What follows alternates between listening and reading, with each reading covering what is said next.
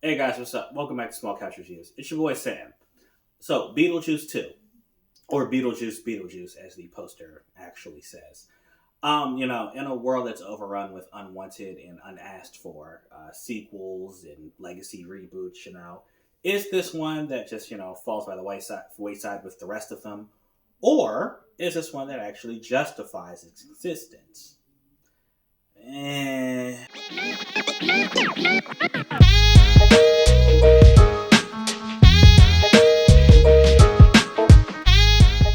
So, BeetleJuice is obviously the sequel, 36? Is that right? Yeah, 36 years after the original came out back in 1988. In it, we see the Dietz family come together after a tragedy. They get back together at their old home from the first one for a funeral. And, while there, they encounter the titular Beetlejuice again, and hijinks ensue.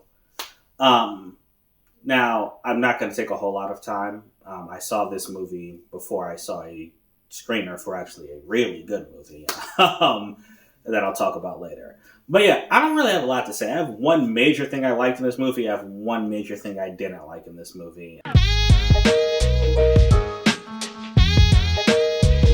So, what I didn't like, that plot that I just gave you, that may be like 25% of what actually happens in this movie. Explaining this plot is actually incredibly difficult because there's just so many different little pockets of things happening. Like in the first Beetlejuice, it's, hey, this couple buys this house, they end up dying and, staying in that house, and the new owners they don't like, so they try to haunt them out of it. Now, me saying that's, like 75, 80% of what the movie is actually about, right?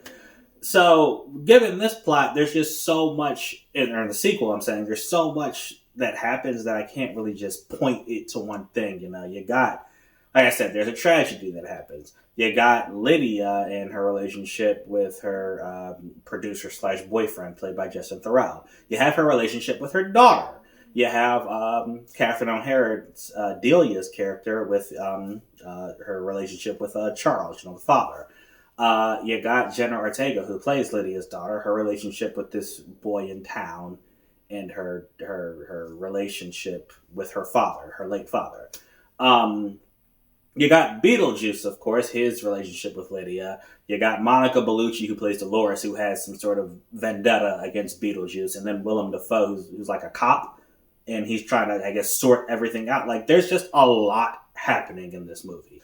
So much so that, like, it literally takes half of the movie, seriously, about 50% of the movie, for you to actually get to the point where stuff starts happening and connecting. Because before this, yeah, we're catching up with Lydia and her family, and we're seeing her dynamic and what her life is like 30 years later. But I'm sitting there and I legit was asking myself, like, wait, what is happening? What is the story? What's going on here? Because there really was just nothing actually happening in the movie, until they get going and head off to, what is it called, the Netherworld, and deal with Beetlejuice and all that, right? Um, Now, stemming off of that issue with the, I guess, convoluted story, it's the fact that the characters themselves are really uninteresting in this movie. Outside of Catherine O'Hara's Delia and Michael Keaton's Beetlejuice, everyone else is just mid or meh. Justin Thoreau's character is, he's very eccentric. He's kind of like the I think his name was Olaf or something like that in the first movie. He was, Delia's artist friend. He's kind of like that, only more eccentric. And Justin Thoreau really lays it on thick to the point that I didn't like it. Like, it was to the point where it's like, as a viewer, I don't believe that the people in this world, specifically Lydia and everyone that you're around constantly, can't see that you're putting on a front. Like, it was that kind of performance. Lydia herself, I mean, I know it's been 30 years later, and, if I saw Ghost for 30 years, I might change, but she just seems completely different.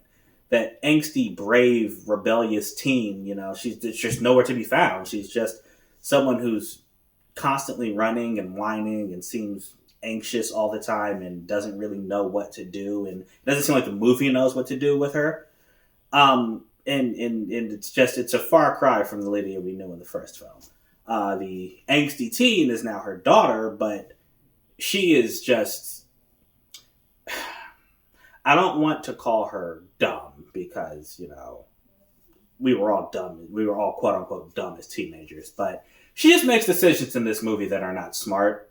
And that, it's shown that she should know better, but she doesn't know better. And it's just frustrating to watch her character go through this. So, wasn't really a fan of hers either. Willem Dafoe I actually did like. I thought he was pretty funny in the movie. But if he was taken out, the movie would play exactly the same way. So he was just unnecessary fluff. And don't get me started on Monica Bellucci, her Dolores character. She plays a soul sucker in this movie. Like, she can literally kill dead people by sucking out their souls and so they're dead. That's how they say it in the movie, which, opens up a whole realm of possibilities for something interesting to happen. But she'll just show up and then she'll disappear for 30 minutes. Show up again, disappear for another 20 minutes. Show up again and the movie's over. It's like, she is someone who literally did not need to be in the movie, and I hope she was paid, because it just felt like they wasted her time and our time in this movie with her character.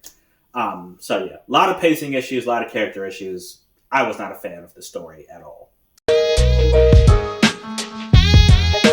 Having said that, the silver lining in this movie and what technically saved it, Michael Keaton and Catherine O'Hara, like I said, it's basically as if they stepped out of 1988 and into 2024. They didn't miss a beat. They are both exactly the same as you remember them from the first movie. Catherine O'Hara has, since Schitt's Creek, it's. I think she's gotten the attention that she rightfully deserves. She's a very funny actress, a very good one too, and she plays this role perfectly.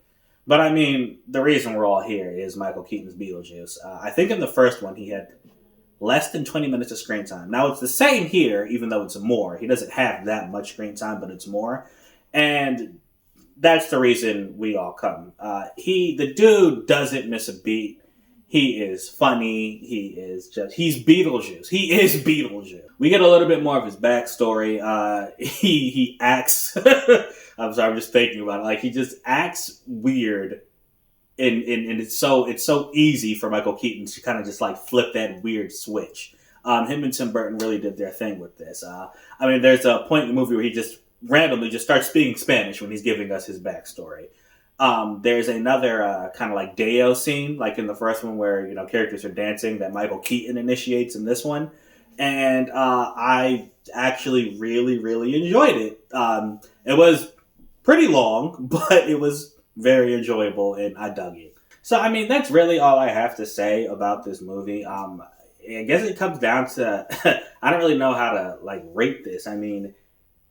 If you're somebody like me who enjoyed the first and you just wanted to come back to this world and catch up with these characters and see, what's going on with them and see a different story or more of a story and get more Beetlejuice, then I think you're going to dig this. Because, the reason we're all here is for more Beetlejuice, and you do get that in this movie, right?